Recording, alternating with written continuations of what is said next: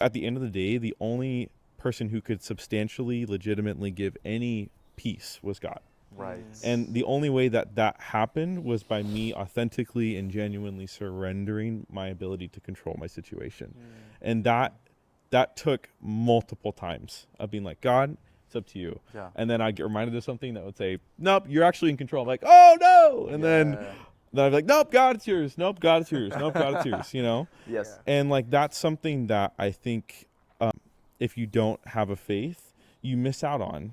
Because like you said, whether it's your opinion or whether it's other people's opinion, in our human brokenness, we're fallible. Right. And I remember sort of during a dark season of my life, one of the mentors that I saw, or who was in my life at the time, she wrote me a letter.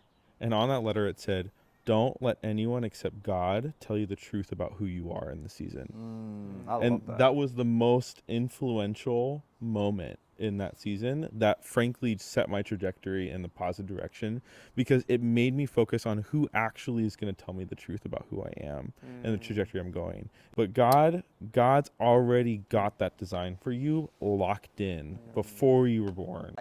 That brings up a really interesting question in my head, which is how often do we do things that were not originally suggested by somebody else? Like, how often do we make decisions that are solely based on what we want? And it sounds like a very surface level question at first, but then I think about all the decisions I made up to this point, and I wonder how much my parents played into it. And it's so interesting that I think we do that because of in some ways we want that social approval or the acceptance of other people to do the things that we're doing.